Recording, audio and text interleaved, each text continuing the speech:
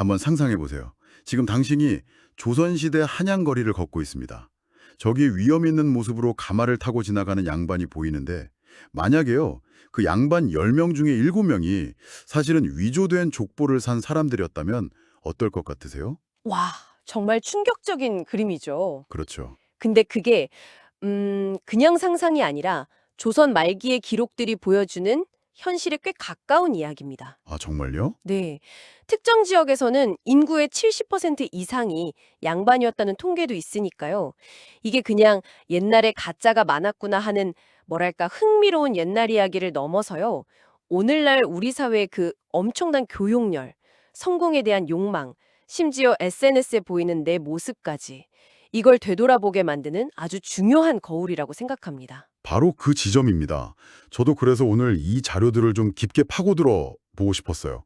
아니, 어떻게 이런 거대한 신분 세탁이 가능했을까? 네네. 그리고 왜 하필 조선 후기에 이런 현상이 폭발적으로 일어났을까? 이게 단순히 과거 이야기가 아니라 어쩌면 지금 우리의 모습을 이해하는 열쇠가 숨어 있을 것 같거든요. 맞습니다. 가짜가 많았다는 사실 화면에서 그치는 게 아니고요. 그 거대한 욕망의 흐름이 어떻게 조선이라는 사회 전체를 뒤흔들고 또 결과적으로는 새로운 시대를 여는 어떤 동력이 됐는지 그 과정을 추적해 보는 게 이번 논의의 핵심이 될 겁니다. 좋습니다. 그럼 그 시작점부터 한번 따라가 보죠. 양반 비율이 폭발적으로 증가했다는데 대체 어느 정도였나요? 자료를 보니까 정말 믿기 힘든 수준이던데요. 그렇죠.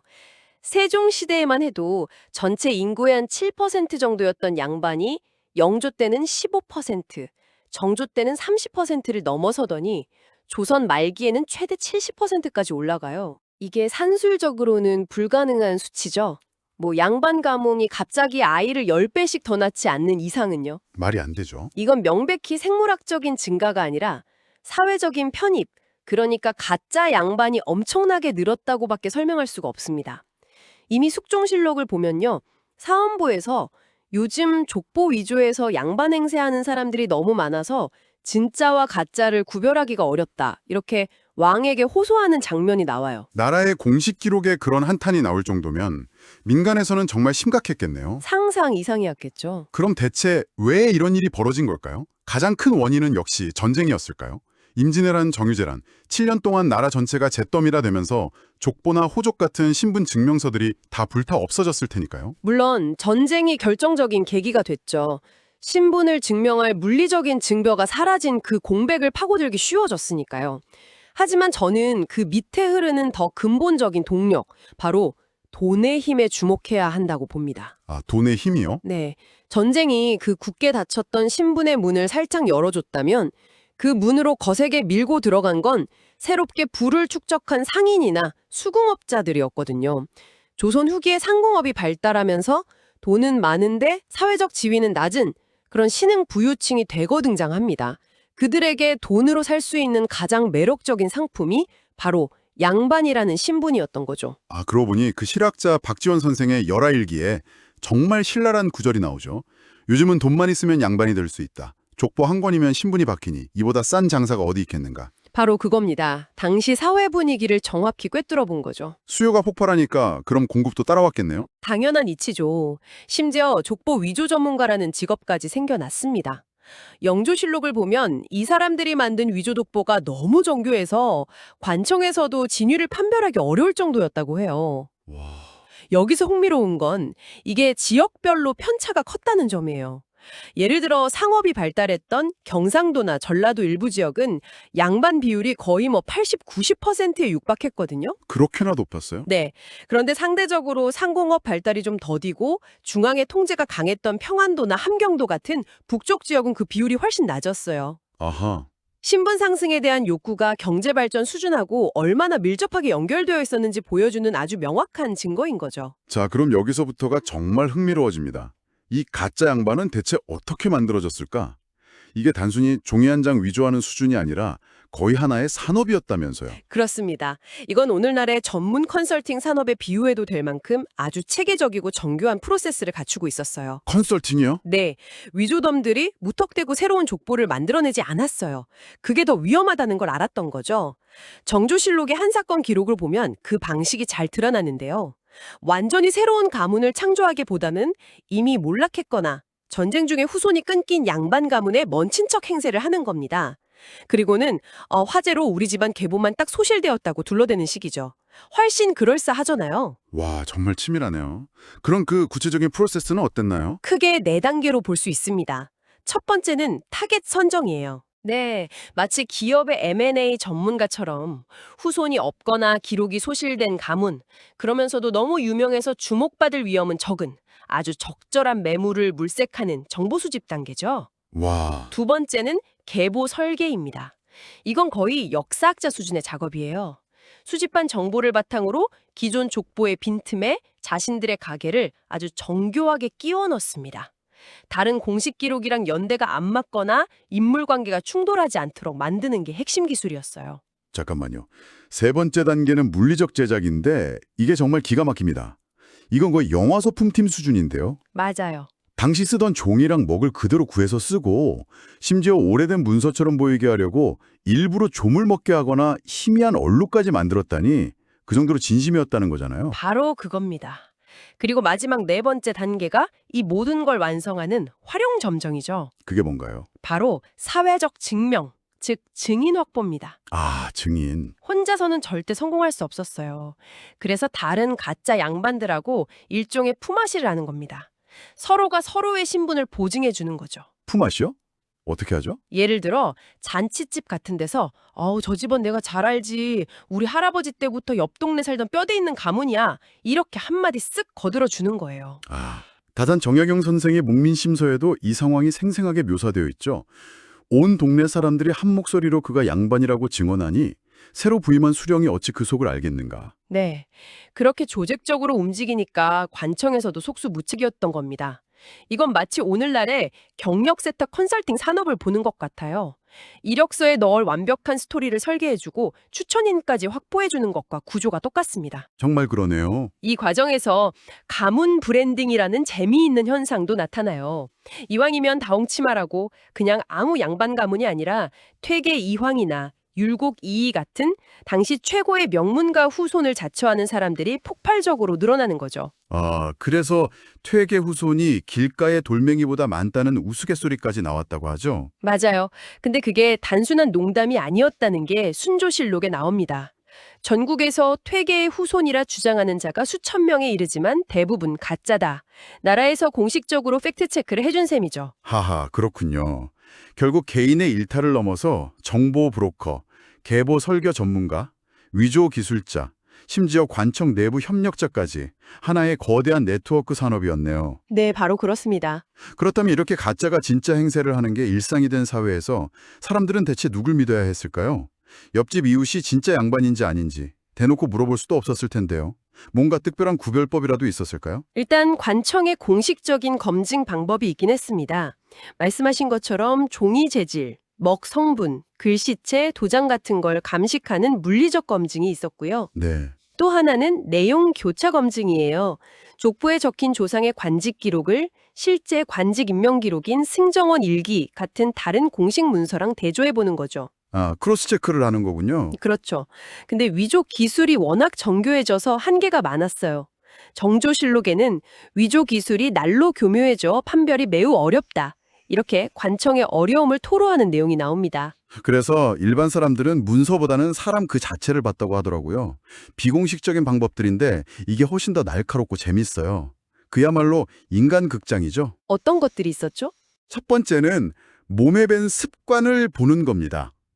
박지원 선생의 소설 양반전에 나오는 그 유명한 일화 있잖아요. 아, 네네. 벼락부자가 양반 신분을 사서 잔치에 갔다가 개걸스럽게 음식을 먹는 모습. 특히 그 젓가락질하는 모습에서 상놈의 습관이 그대로 드러나서 망신을 당했다는 거예요. 말투나 걸음걸이 이런 건 하루아침에 바꿀 수 없으니까요. 그렇죠. 몸에 밴 문화적 자본은 속일 수 없다는 믿음이 있었던 겁니다. 두 번째 방법은 일종의 지적 능력 테스트였더라고요. 테스트요? 네, 양반들이 모인 자리에서 즉석으로 시한수를 짓게 하거나 논어의 한 구절에 대해 토론을 벌이는 거예요. 여기서 어물쩍 넘어가면 바로 의심의 눈초리를 받는 거죠. 실학자 이덕무의 기록에도 스스로 양반이라 하기에 논어하기 편 첫 구조를 물었더니 얼굴만 붉히더라? 이런 일화가 나와요. 아, 재밌네요. 그리고 세 번째, 이게 가장 확실한 방법 중 하나였다고 하는데요. 바로 인맥 확인이었습니다. 인맥이요? 특히 혼인을 통한 네트워크요.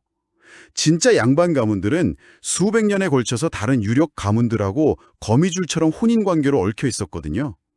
그래서 혼담이 오고 갈 때 중매쟁이를 통해서 상대 집안의 사돈의 팔촌까지 쫙 훑어보면 진짜인지 가짜인지 금방 드러났다는 거죠. 아, 그게 가장 확실했겠네요. 네, 헌종실록에 실제로 혼담 중에 가짜임이 들통나서 큰 소동이 벌어진 사건이 상세하게 기록되어 있습니다. 하지만 이런 구별법들도 시간이 흐르면서 점점 한계를 맞이합니다. 어떤 한계죠?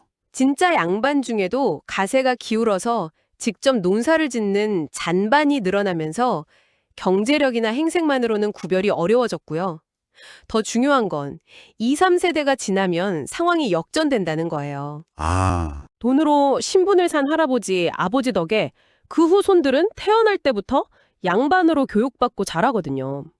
그들에게는 양반의 언어와 예법, 교양이 너무나 자연스러운 것이 되는 거죠. 그렇겠네요. 결국 출생이라는 핏줄보다 문화와 교육이 양반다움을 결정하는 더 중요한 기준이 되어버린 겁니다.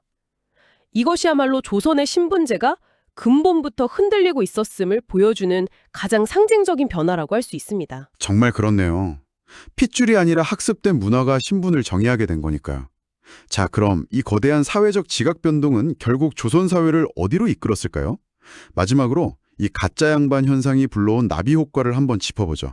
이게 단순히 사회 혼란으로만 끝난 것 같지는 않거든요. 맞습니다. 이 현상은 조선 사회에 깊은 그림자를 들이우는 동시에 역설적으로 새로운 활력을 불어넣는 이중적인 역할을 했습니다. 마치 사회 전체를 뒤흔든 거대한 지진 같았죠. 긍정적인 면도 있었나요? 네, 긍정적인 면부터 보자면 무엇보다 엄격했던 신분제가 사실상 붕괴되는 결정적인 계기가 됐습니다. 출생이 아니라 돈과 노력으로 신분 상승이 가능해지면서 사회의 유동성이 엄청나게 증가했죠. 순조실록에는 당시 세간에 요즘은 3대만 부지런히 글을 읽으면 양반이 못 될 리 없다는 말이 돌았다고 기록되어 있어요. 개인의 노력이 운명을 바꿀 수 있다는 인식이 싹트기 시작한 겁니다.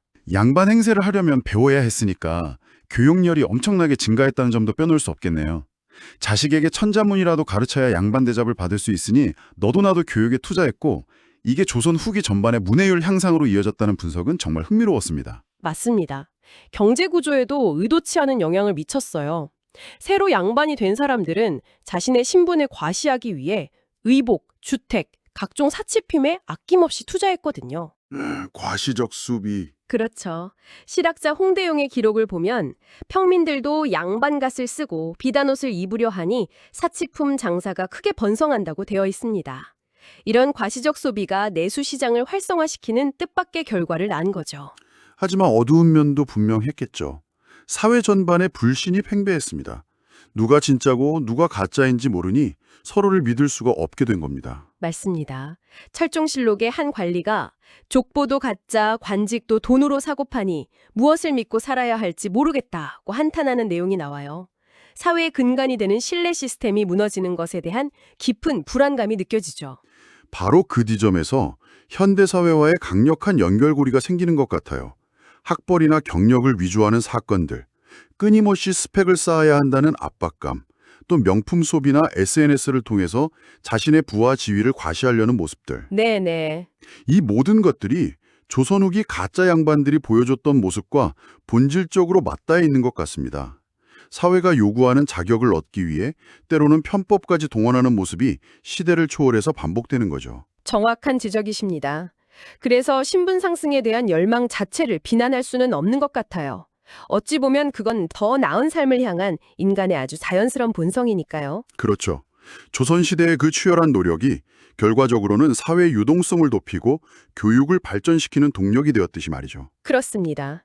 그래서 이 현상을 단순히 가짜들의 세상이라고 비판적으로만 볼 것이 아니라 그 안에 담긴 인간의 보편적인 욕망과 그 에너지가 사회를 어떻게 변화시키는지를 이해하는 게 중요합니다. 중요한 건 그 에너지가 파괴적인 불신이나 허려허식으로 흐르지 않고 사회적으로 건전하게 발현될 수 있도록 시스템을 만드는 지혜일 겁니다. 오늘 정말 흥미로운 시간 여행을 했네요. 한번 정리해 보겠습니다. 세종 때 7%에 불과했던 양반이 조선 말 70%까지 치솟았던 놀라운 변화.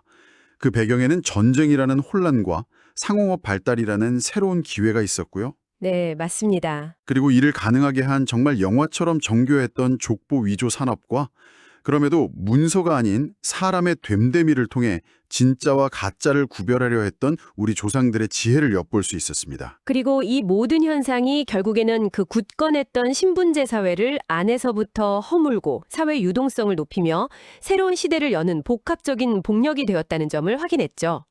시대를 관통하는 인간의 인정 욕구와 상승 욕망이 얼마나 강력한 사회 변화의 동력이 될 수 있는지 보여주는 아주 생생한 역사적 사례라고 할 수 있습니다. 그렇습니다. 결국 인간의 욕망을 억누르기보다는 그것이 건전한 사회 발전의 에너지로 전환될 수 있도록 하는 지혜가 필요하다는 생각이 드네요. 자, 오늘 이야기를 마무리하며 청취자 여러분께 이런 질문을 하나 던져보고 싶습니다.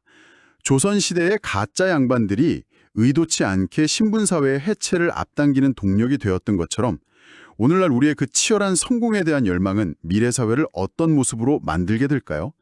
그 결과는 또 다른 형태의 발전일까요? 아니면 새로운 허례허식을 낳게 될까요? 한 번쯤 생각해 볼 만한 질문인 것 같습니다.